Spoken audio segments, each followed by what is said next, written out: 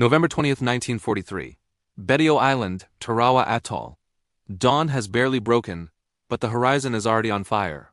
The thunder of naval guns rolls over the water like a living thing, deep, heavy, and endless. Each explosion from the battleships, Maryland, Tennessee, and Colorado, sends a dull vibration through the hulls of the waiting Higgins boats, packed tight with men from the U.S. 2nd Marine Division. The Marines grip their rifles, sweat slicking their palms even in the salt wind. Some mutter prayers. Others stare silently at the plume of black smoke rising from the island ahead. A speck of coral barely 2 miles long, now obscured by hellfire. In one landing craft, Sergeant William D. Bill Hawkins, a 24-year-old scout sniper from the 2nd Marine Regiment, checks his M1 carbine and squints through the smoke. He's been briefed. Tarawa's defenders are Japanese Special Naval Landing Forces, elite, entrenched, and fanatically determined. The intelligence officers called it a 72-hour operation. Hawkins isn't convinced. The air smells of cordite and salt. Far behind the Marines, the cruisers Minneapolis and Portland add their weight to the barrage, their 8-inch guns slamming rhythmically, methodically. "Nothing could survive that," one Marine whispers. But they will soon learn otherwise. At 8:30, the naval guns cease. A haunting silence follows, broken only by the clatter of landing craft engines and the squawks of circling gulls. It's time. "Land the landing teams," comes the order crackling through the radio. The first wave moves out, forming a long gray line across the lagoon. The sea looks calm, deceptive. Beneath the surface lies a shallow coral reef stretching hundreds of yards, too shallow for many of the landing craft to cross. It's a problem no one expected. The tide, miscalculated, refuses to rise. The Marines stare ahead as their boats grind to a halt, stuck fast. "Out! We go in on foot!" shouts a lieutenant, his voice barely audible over the rattle of machine guns now rising from the beaches. The Japanese have survived the bombardment. Men plunge into the water, rifles held overhead. The lagoon is waist-deep in some places, neck-deep in others. Bullets skip across the surface like stones. Mortar shells begin to fall, geysers of seawater erupting among the advancing lines. Hawkins dives forward, salt water burning his eyes, boots dragging him down. Around him, Marines stumble and fall. Some never rise. The coral cuts their legs open. Blood swirls pink in the tide. The air is thick with the scream of ricochets. Ahead, Betio's beaches, Red Beach 1, 2, and 3, are lined with Japanese pillboxes, log bunkers, and concrete emplacements, bristling with heavy machine guns and 75mm howitzers. From their interlocking positions, the defenders unleash a storm of fire that scythes through the waterborne assault. Captain Red Mike Edson's voice comes over the radio from the command ship. "Keep going! Get them on that beach!" But the beach is a killing ground. Half-submerged tanks try to crawl forward. The M4A2 Shermans of Company C 2nd Tank Battalion. Some sink into the lagoon, engines flooding. Others reach the reef only to be hit by anti-tank guns, vanishing in clouds of flame. At the front, Hawkins and his men crawl up the sand under murderous fire. The heat from burning oil drums and shattered bunkers scorches their faces. Hawkins spots a Japanese gunner in a pillbox, raking the shoreline, and raises his carbine. 2 shots, the gunner slumps. Another takes his place instantly. A Marine corporal beside him is hit squarely in the chest, folding backward without a sound. The corpsman drags him away through the surf. "Get to that wall!" Hawkins yells, motioning toward a low sea wall 20 yards ahead. They sprint, dive, claw through sand and wire, throwing grenades ahead of them. The explosions are muffled, dull, swallowed by the roar of hundreds of overlapping weapons. The men finally reach the wall, barely 2 feet high, but it's something. They press close, gasping, bleeding, reloading. Hawkins checks his ammo. 1 magazine left. Behind them, the lagoon is chaos, wrecked LVTs burning, bodies floating face down, smoke rolling low over the water. Radio chatter is fragmented, desperate. Some landing teams are wiped out before touching sand. And still the order comes, push inland. No one hesitates. By midday, less than half of the first wave has made it ashore. But those who do, the ones clinging to the sand behind that seawall, refuse to give up. They know reinforcements are coming. They just have to hold. The battle for Tarawa has begun, and the cost is already unimaginable. By early afternoon, the tropical sun over Betio burns white-hot, turning the sand into a furnace. The tide recedes, leaving the dead stranded on the coral. Wounded men crawl through shallow water, using bodies and wreckage for cover. The smell of salt, smoke, and blood clings to everything. At the seawall, Sergeant Bill Hawkins squints toward the interior of the island. Barely 600 yards across, yet it feels like miles of death. Concrete pillboxes dot the landscape, camouflaged with palm fronds. Connected by trenches, their firing slits spewing fire. Japanese Marines, part of the elite 7th Sasebo Special Naval Landing Force, are dug in and fighting to the last man. Captain John F. Schotel's 2nd Battalion, 2nd Marines, is pinned. Every attempt to cross open sand ends in slaughter. Mortar rounds burst overhead, raining coral fragments and shrapnel. The men hunker low, whispering over the roar. Hawkins turns to his radio man. "Tell command we're pinned down near the pier. No progress inland." The reply comes back broken and faint. "Understood. Reinforcements on the way, reinforcements," but when? At sea, Colonel David Shoup, commanding the 2nd Marines, scans the shoreline from an amphibious tractor. Smoke and chaos blur everything. His landing craft lurches forward, drawing machine gun fire. A bullet rips through the bow, striking a Marine beside him. Shoup doesn't flinch. He's determined to lead from the front. When his craft finally beaches, he steps onto the sand, bleeding from a leg wound, calmly organizing defenses. Shoup's voice cuts through the panic. "Get men to that pier! Get the wounded behind cover!" He establishes a command post at the seawall itself. Crouched in sand, his map spread across a corpsman's pack. The situation is desperate, but he holds the line together with sheer will. Over the next hours, Shoup coordinates scattered platoons, directing tanks, calling in naval fire by radio, and marking safe paths for the next waves. By 1500 hours, amphibious tractors from the 3rd Battalion, 2nd Marines begin arriving, grinding over the reef under constant fire. Many are riddled with holes. One bursts into flames just yards offshore. Another makes it through. Its driver, Corporal Harold Booth, slumped dead over the controls. But his men inside dismount and rush forward, firing as they go. Machine guns from the Japanese positions, Nimbus, Maxims, even captured British Vickers, sweep the sand. The rounds snap overhead like angry bees. Marines press into craters and burnt-out LVTs for shelter. A corporal near Hawkins shouts over the din, "We gotta take those bunkers or we'll die here." Hawkins nods grimly. "Then we take 'em." He gathers a handful of men, no more than 8, and crawls toward a concrete emplacement spewing tracer fire. The bunker's firing slit flashes red with each burst. Hawkins signals with his hand. 2 Marines flank right, he and another move left. They crawl through the sand, grenades clenched tight. A Japanese machine gun rakes their path. One Marine screams, clutching his shoulder. Hawkins pulls the pin, counts 2 beats, and hurls the grenade into the slit.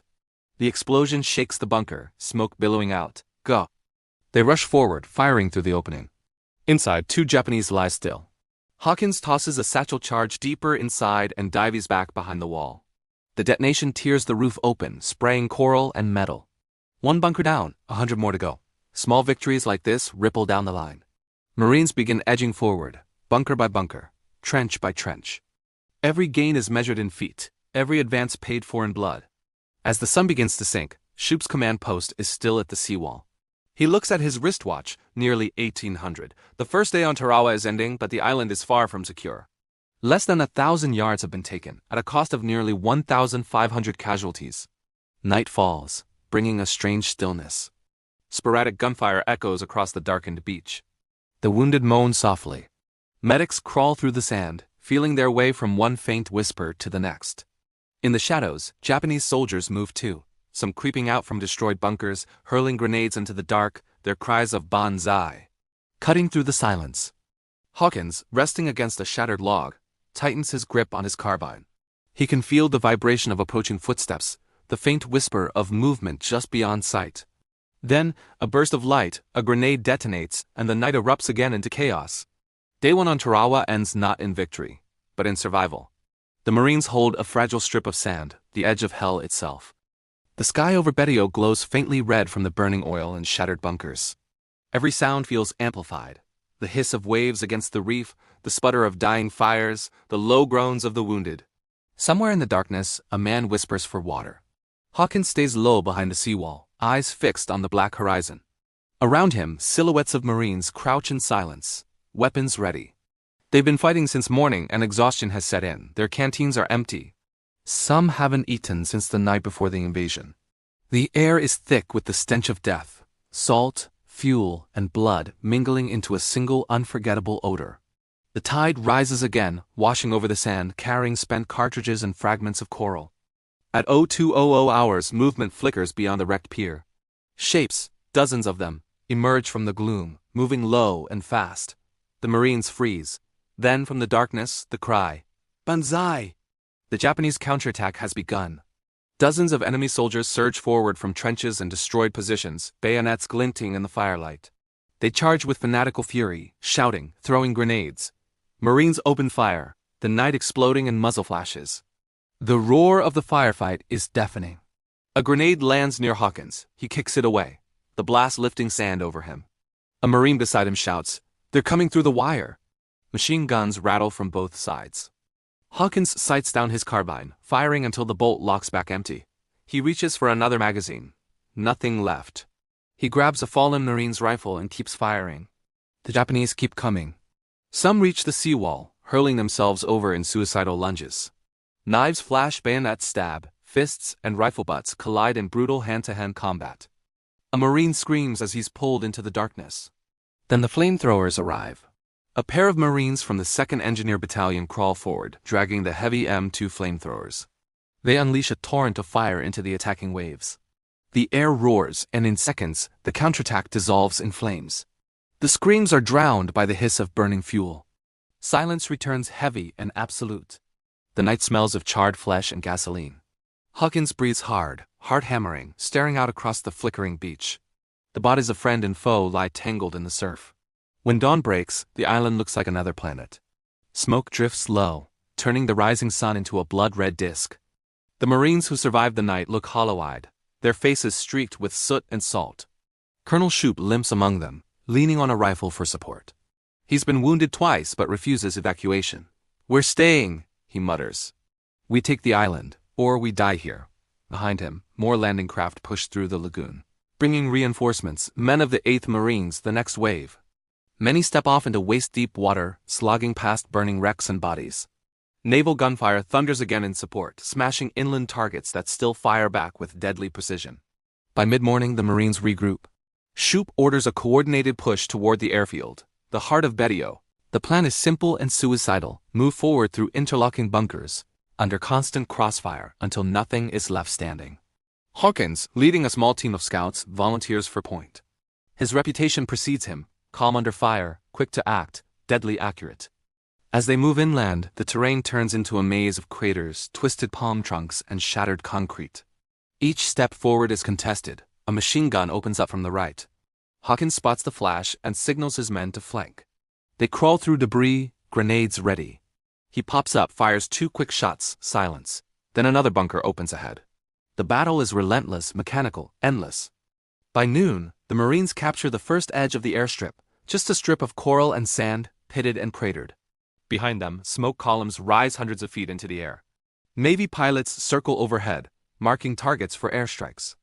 A radio operator reports, enemies still strong near the command post. "We can't move armor up, reef still blocking the Shermans." Hawkins wipes the sweat from his face. "Then we do it without tanks." They press on, grenade, flame, rifle, repeat. By the end of the second day, the Marines have carved a narrow wedge into the heart of Betio. The cost is staggering, over 2,000 casualties. But the Japanese are running out of room, forced back toward the western end of the island. As dusk falls, Colonel Shoup sends a final message to Division Command offshore. Casualties many. Percentage dead unknown. Combat efficiency: "We are winning." His words, simple and grim, sum up the entire fight. The men are battered, bleeding, half-starved, but they're still advancing. On Betio, the living cling to the sand, while the dead fill the tide. The night that follows will decide whether they hold it or die trying. Morning, November 21st, 1943. The second day on Tarawa begins not with silence, but with a new bombardment. Naval guns from the Maryland and Colorado pound the western end of Betio, shaking the ground beneath the Marines' boots. The concussion blasts ripple through the haze like thunderclaps over a desert. The men who survived the first day now rise from their shallow cover, gaunt, sleepless, eyes red from salt and smoke. Many have fought continuously for 30 hours. Helmets dented, uniforms scorched, canteens empty. Yet when the order comes, advance, they move. Colonel Shoup, his leg bleeding through a torn trouser leg, stands at the seawall directing units forward. His map is wet, stained with coral, grit, and blood. "2nd Battalion, push across the airfield. Tanks will follow when they can," he shouts. The first M4A2 Sherman tanks finally reach shore, the China Gal, Daphne, and Colorado. Amphibious tractors drag them through the shallows, engines sputtering and groaning. The Marines cheer when they see them crawling over the sand.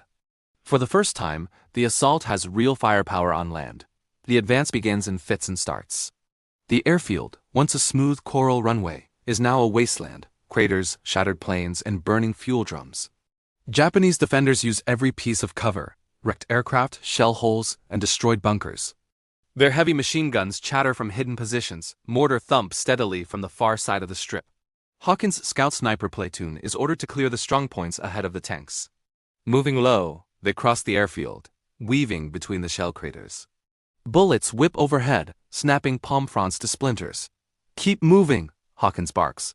His team fans out. Each man knows the pattern by heart: crawl, fire, advance. A Sherman lumbers behind them, its 75mm gun barking. The first shell slams into a Japanese bunker, blowing the roof apart. Another fires on a trench line, scattering defenders. But the tanks are vulnerable. Coral debris clogs their treads, and Japanese gunners zero in with anti-tank rifles and knee mortar. One round strikes Daphne's turret, jamming it. Another tank, Colorado, returns fire, crushing a bunker beneath its tracks. The coordination is chaotic but relentless, armor and infantry inching forward together, 1 yard at a time. By midday, the Marines breach the Japanese command area. Corpses litter the sand, burned-out machine guns still smoldering. A captured map from a fallen officer reveals the island's network of trenches and command tunnels. There are no retreat routes. Every Japanese soldier has been ordered to fight to the death.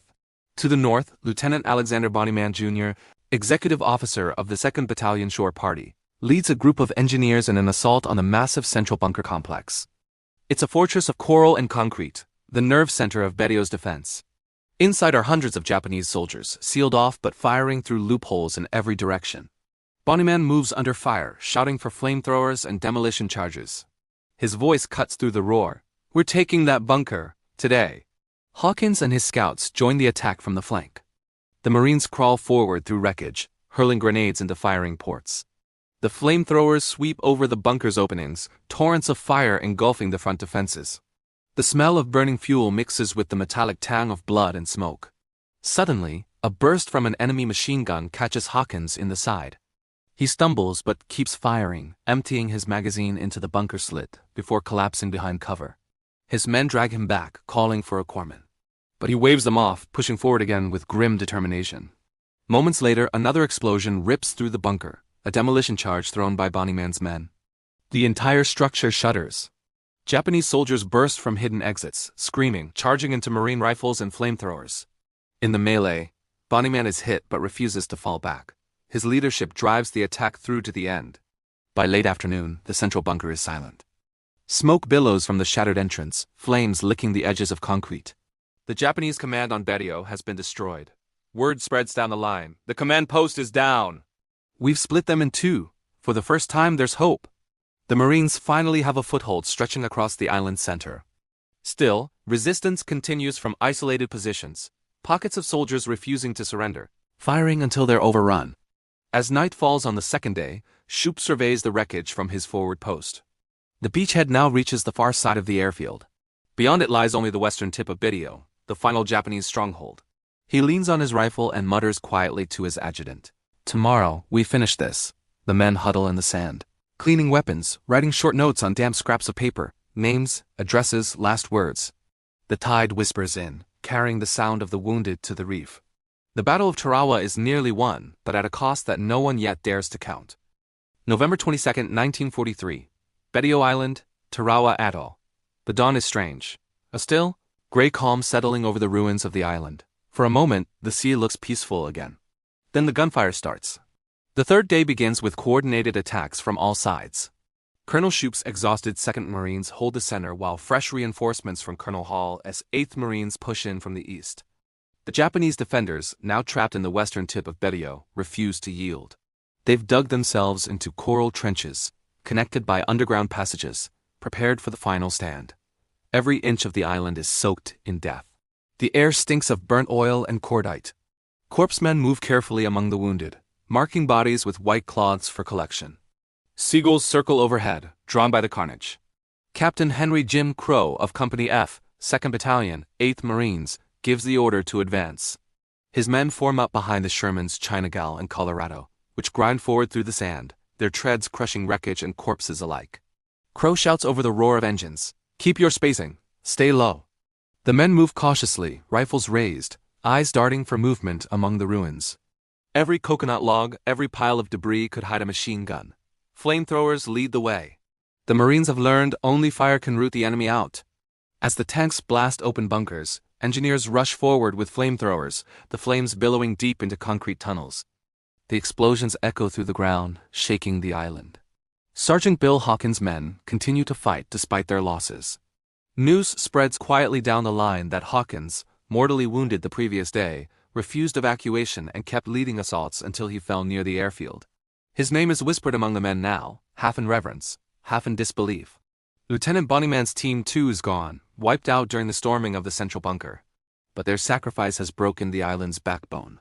Now, the last remnants of the Japanese garrison, around 300 strong, are cornered in the western end near the pier.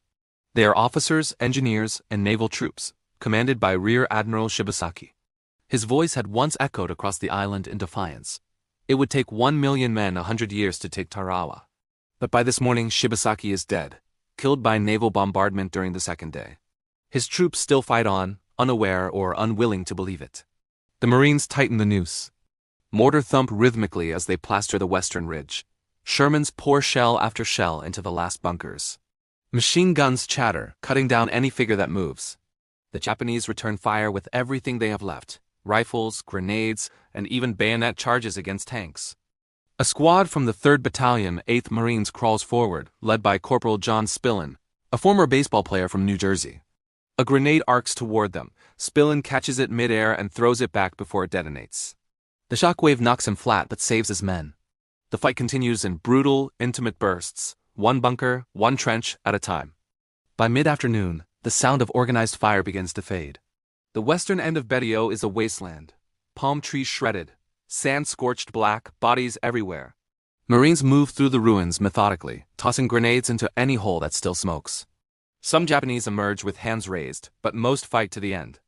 A few captured prisoners sit in stunned silence near the shoreline, their faces gray with ash, eyes hollow.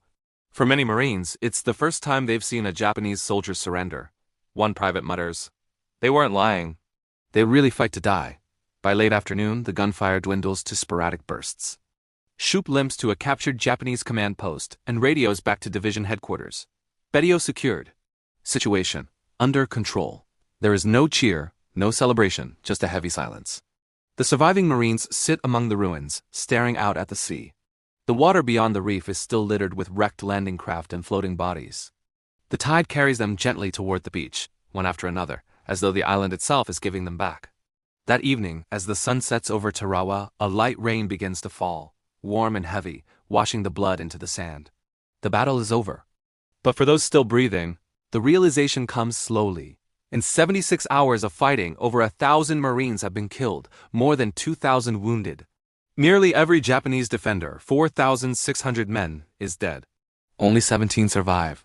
Colonel Shoop writes a final report from his sand-streaked notebook, his handwriting unsteady. This operation has shown that victory in the Pacific will not come cheap. The men lie back in the sand, exhausted beyond words. The waves whisper at the reef, indifferent, eternal. The Battle of Tarawa. 1 island, 3 days, and a generation changed forever. The fog had thickened again. By 0700 hours, visibility had dropped to less than 50 meters. From the ridge near Lezi, Lieutenant James Leach of the 3rd Platoon, Company C, 37th Tank Battalion, raised his binoculars, useless, nothing but a wall of gray. He could only listen. Somewhere to the east, a Panther engine idled low, its exhaust rasping like a beast breathing in the mist. "Hold your fire," Captain Delk ordered over the intercom. "Let them come." Through the static, another voice cut in. "The recon jeep near Richicourt. Multiple engines heading west, sounds like armor, heavy ones." The Americans had been waiting for this. Colonel Bruce Clark's men were spread thin, but in layered positions, every Sherman concealed behind hedgerows, every 76mm gun zeroed on pre-sighted lanes. The Germans, confident in their superior armor, advanced blind through the fog and into the jaws of the defense. Then came the sound, the unmistakable shriek of steel on steel. A panther's treads ground against a culvert. Its massive hull appeared like a dark ghost through the mist. For a heartbeat, it didn't notice the Sherman crouched less than 60 yards away. "Gunner, target front, fire!" The Sherman's 75mm roared, muzzle flash bursting like a lightning strike. The first shell ricocheted off the Panther's glacis plate, harmless. The gunner reloaded, adjusting half a degree.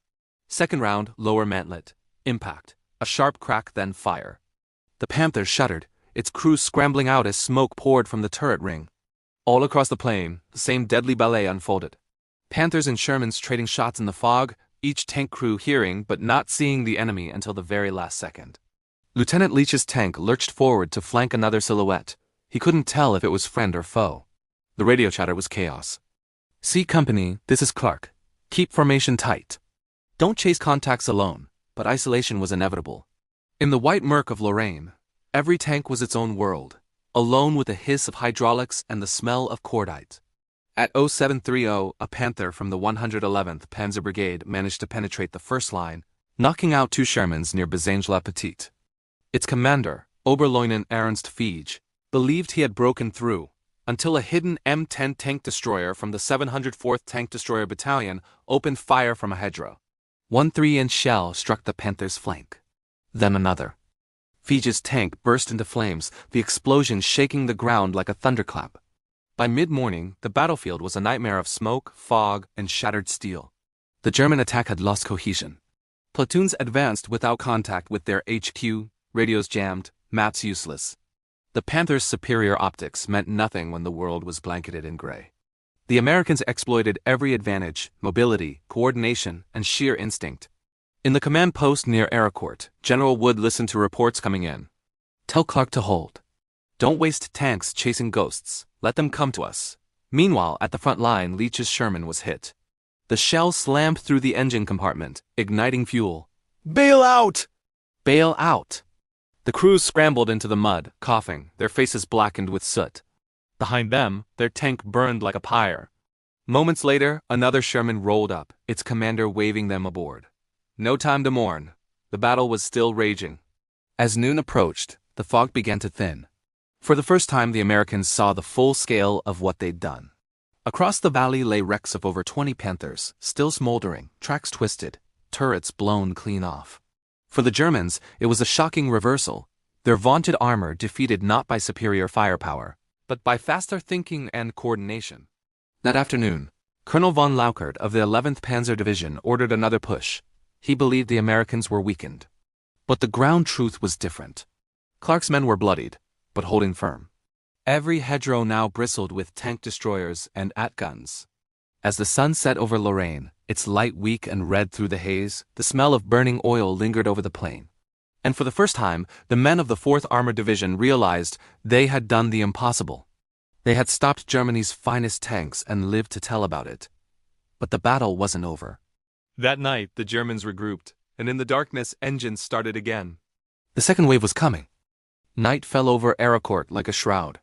The fields that had been alive with flame and thunder hours before now lay eerily silent, except for the faint crackle of burning wrecks, and the distant moan of the wounded calling out in the fog. Medics from both sides stumbled through the ruins, their flashlights trembling as they searched for life amid twisted steel. In the American lines, men of the 37th Tank Battalion huddled in foxholes or slept beside their Shermans, helmets still on, rifles across their chests. They knew the Germans would come again, they always did. Captain Delk scribbled coordinates under the faint light of a hooded lamp. "They'll try the southern approach this time," he murmured to his radio operator. "Tell Colonel Clark to be ready by first light." Across the misty valley, Oberst Wilhelm von Lauchert of the 11th Panzer Division studied his map inside a dimly lit half-track. His brigade commanders were tense, faces drawn with fatigue. "Our orders are clear," he said coldly. "We must retake Ericourt before the Americans can dig in. The Führer expects results." The Panthers of the 111th and 113th Panzer Brigades were refueled and rearmed through the night. Ammunition trucks rumbled forward through the dark, their engines muffled under canvas. The crews, many of them barely trained replacements, smoked in silence, their breath visible in the chill night air. At 0500 hours the fog returned. Thick, heavy, absolute. It was as if the land itself wanted to conceal what was about to happen. Then, the sound again. Engines. Dozens of them. Movement 2 o'clock! Came a whisper from an American outpost near Bizange. Before they could radio it in, the first shells landed. The earth erupted. German artillery had opened the second phase of the assault. Within minutes, the Panthers rolled forward, black shapes emerging from the fog like ships from another world. Their 75mm high-velocity guns flashed, ripping through the silence. The first Sherman hit exploded instantly, its turret hurled skyward. Lieutenant Leach, now commanding a replacement tank, barked into his headset. "Load a P, traverse left. That shadow near the barn." His gunner fired. The shell struck a Panther's side armor, sparks and smoke. The German tank stopped, then lurched backward, smoke pouring from its rear hatch. The fight was blind and brutal. Neither side could see more than 100 meters. Men fired at sounds, the grind of treads, the metallic echo of a gun breech. One Panther fired point-blank into an American half-track, killing the entire squad inside. Seconds later, an M18 Hellcat appeared from behind a haystack and destroyed the Panther in a single, precise shot. In the command post at Aracourt, Colonel Bruce Clark received frantic reports over the radio. "Panthers in our rear sector, requesting artillery support. Multiple contacts near Lezzy. Can't tell friend from foe." Clark stayed calm. "Hold your ground. Don't move until you have visual confirmation. We own this ground. Make them pay for every yard." American artillery began to answer.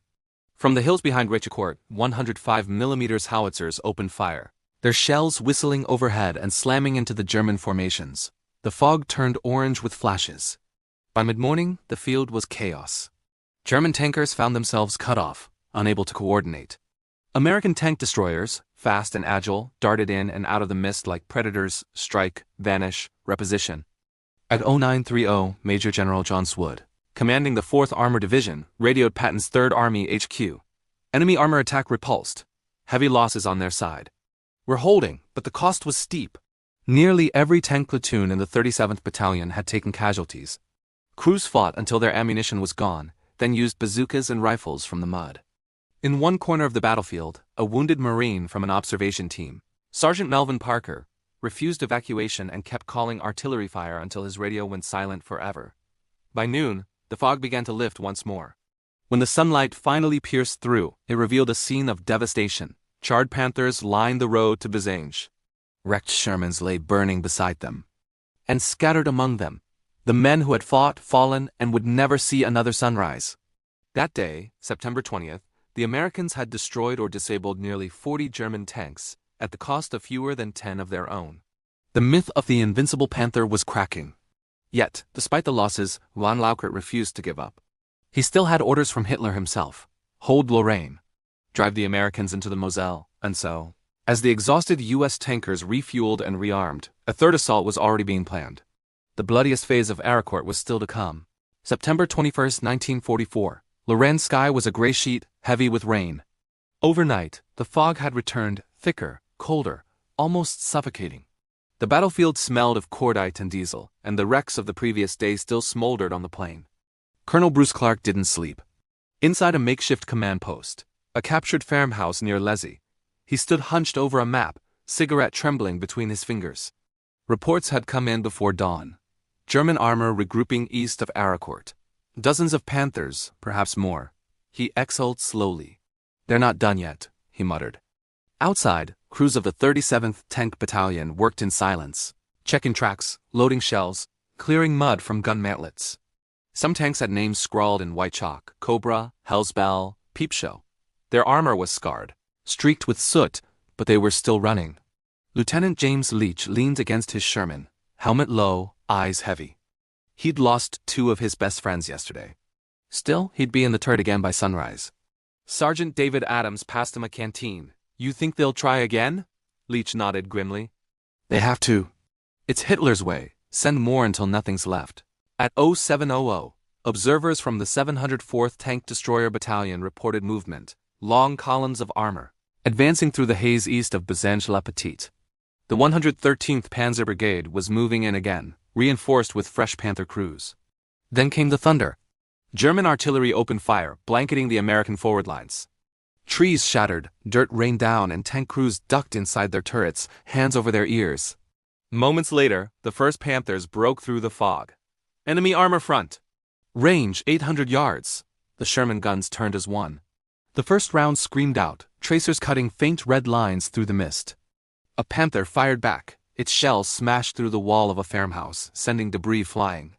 Colonel Clark's radio crackled with overlapping reports. "They're on us again! 4 Panthers near the orchard. We've got one flanking us from the creek." Clark barked back. "Hold the line. Use the artillery grid. Fire for effect." Behind Aracourt, the 191st Field Artillery Battalion answered.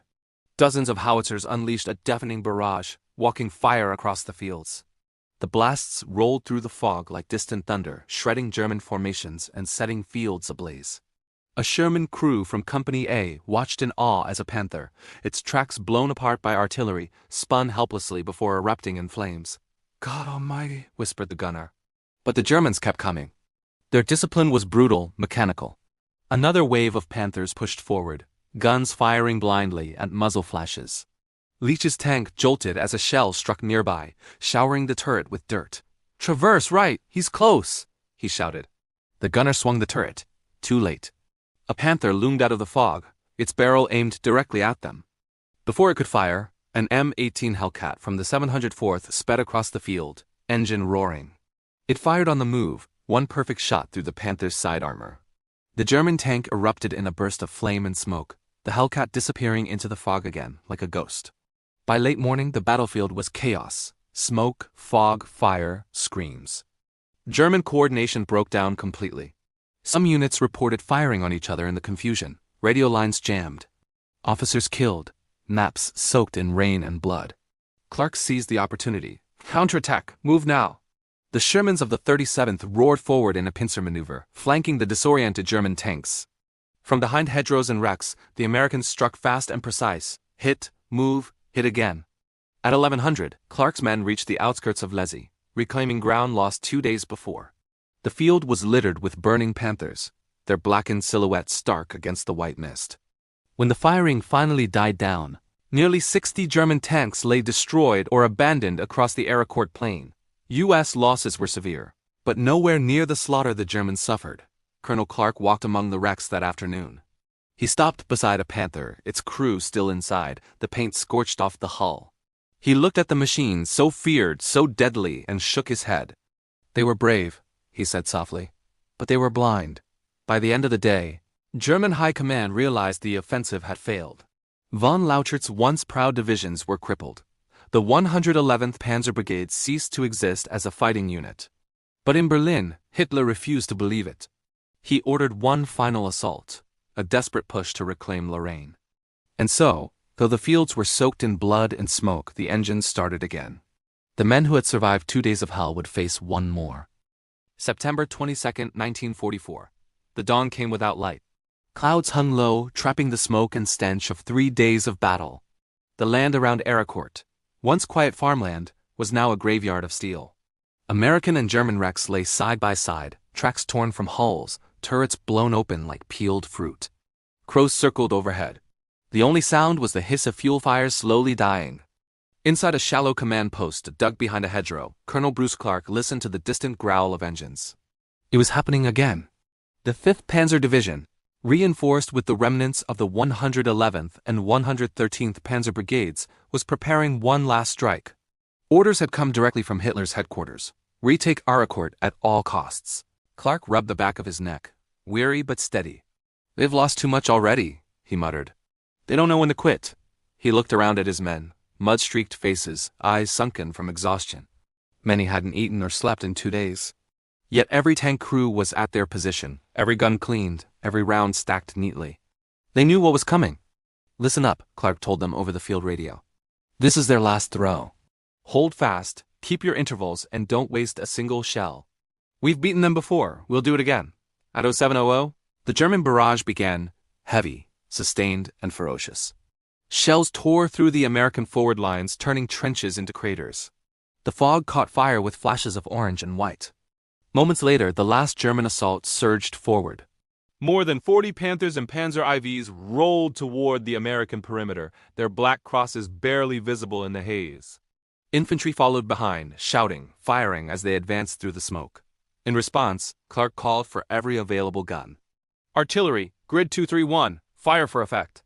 The American 105mm and 155mm batteries unleashed a rolling wall of explosions. Entire hedgerows disappeared. The ground shook like an earthquake. Still, the German armor pressed on. Lieutenant Leach's Sherman was among the first to engage. "Gunner, on that lead Panther." The round slammed home, a perfect hit to the turret ring. The German tank shuddered to a stop, smoke belching from its hatches. Another Panther appeared from the left. "Traverse, left, left." Before they could fire, a shell ripped through their side. The Sherman rocked violently. Sparks flew inside the turret. "Bail out!" Leach yelled. He and his crew tumbled into the mud as their tank went up in flames. Nearby, M-18 Hellcats from the 704th Tank Destroyer Battalion raced through the fields, darting in and out of cover. Their speed saved them, firing, then vanishing before the Panthers could turn their guns. One Hellcat fired 3 shots in under a minute, disabling 2 German tanks before disappearing behind a burning orchard. From the air, the U.S. 19 Tactical Air Command joined the fight.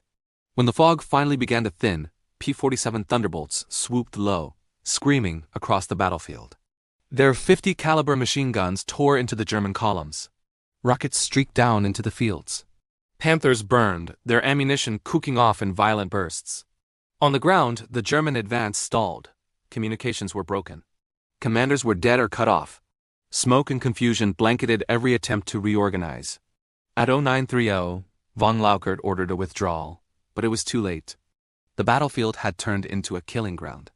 By noon, silence began to fall again, broken only by the hiss of fires and the distant whine of damaged engines. The survivors, American and German alike, moved cautiously through the wreckage, rifles at the ready, afraid of what they might still find. Colonel Clark climbed onto a knocked-out Panther, the heat still rising from its armor. He looked across the valley, hundreds of blackened hulls dotting the plain. He took off his helmet, the weight of the moment settling in. He knew they had won, but the cost was heavy. In just 4 days, the Germans had lost 86 tanks and more than 1,500 men. The 4th Armored Division had lost 25 tanks and 250 men, but had stopped one of the most powerful, armored offensives Germany ever launched on the Western Front. That night, as the men of the 37th Tank Battalion brewed coffee in dented canteen cups, the sky cleared for the first time in a week. Stars appeared above Lorraine, cold, bright, and silent. For the first time they could breathe without the taste of smoke. Private Daniel Krug looked out over the dark fields, still littered with the dead. "You think they'll come back?" he asked quietly. Sergeant Adams shook his head. "Not here. Not again." He was right. The Battle of Ericourt was over. But for many of the men who survived, the memory of those 4 fog-drenched days would never leave. By the morning of September 23, 1944, the guns finally fell silent over Lorraine. The fog that had hidden men and monsters for days lifted, revealing the full cost of the struggle. Across 20 square miles of farmland, the ground was torn open, a graveyard of metal, men, and ambition. Wrecked Panthers, their turrets blown apart, sat beside the charred remains of Shermans. Some had burned for days, the steel warped and blackened. The once green fields of Ericourt were now brown and gray, cratered, smoking, lifeless. American medics moved carefully among the wrecks, marking the dead with strips of white cloth. German and American bodies lay intertwined, enemies in life, indistinguishable in death. The air still stank of oil and gunpowder. At the 4th Armored Division's field headquarters, Colonel Bruce Clark met with Major General John S. Wood. Both men were exhausted, their uniforms stained with mud and smoke. Clark laid out his after-action report on a field table, maps spread with trembling hands. Estimated enemy armor losses: 86 confirmed destroyed, another dozen abandoned. We've captured prisoners from the 111th and 113th Panzer Brigades. All confirm their command is shattered. Wood nodded slowly. You did what few could, Bruce. Patton will be proud. Indeed. When General George S. Patton received word of the victory, he sent a terse but telling message to his men. The Battle of Ericourt is a magnificent example of the use of terrain, tactics, and teamwork. Hold your heads high, you've done history proud. But beneath the praise, the survivors felt little glory. Lieutenant James Leach limped among the rows of burnt-out Shermans, his uniform streaked with soot. He found the wreck of his first tank, the one lost on the second day, still smoldering. Inside, the faint outlines of his fallen crew were barely visible. He took off his helmet, bowed his head, and stood there for a long time, saying nothing. For the Germans, the defeat was catastrophic. The 111th Panzer Brigade ceased to exist as a fighting formation. Many of its officers were dead, and the survivors folded into other depleted divisions. Hitler, furious at the loss, blamed his commanders for incompetence, refusing to accept that his new brigades, hastily trained and poorly coordinated, had been outmaneuvered by smaller American forces. For the U.S. Army, Aricourt was more than a victory, it was a revelation. It proved that the M4 Sherman, though often criticized for its thin armor, could prevail through superior tactics, communication, and mobility. It also confirmed the effectiveness of combined arms warfare. Tanks, tank destroyers, artillery, and air power working in concert. After Aricourt, the American armored divisions gained confidence that would carry them through to the German border.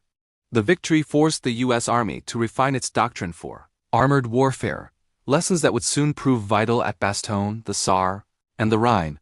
Historians would later call Aricourt the most successful defensive armored action fought by U.S. forces in World War II. But for those who were there, it wasn't strategy or numbers that stayed with them. It was the fog, the endless suffocating fog, and the sound of engines somewhere out in the gray, never knowing if it was friend or foe. Years later, veterans of the 37th Tank Battalion would gather at reunions, their hair gray, their hands still scarred from those days. They would tell stories softly about the Panthers burning in the mist, about the noise of ricochets, about friends who never came back. One of them, Sergeant David Adams, summed it up best. People talk about armor and tactics. But out there, in that fog, it was just about who saw who first and who kept his nerve. In the end, Aricourt was not remembered for grand speeches or parades, but for grit, the raw courage of tank crews fighting blind, relying only on instinct, trust, and each other. And when the mist finally cleared from Lorraine, it revealed more than a battlefield. It revealed the future of American warfare, flexible, fast, and unbreakable under pressure. The Battle of Aricourt had lasted from September 18th to 29th, 1944. In those 11 days, the U.S. 4th Armored Division, supported by the 704th Tank Destroyer Battalion and the 19th Tactical Air Command, destroyed over 250 German armored vehicles and crushed 4 panzer brigades. The Germans never again attempted a major armored offensive on that scale in France. And for the men who fought there, under the fog and fire of Lorraine, it was enough.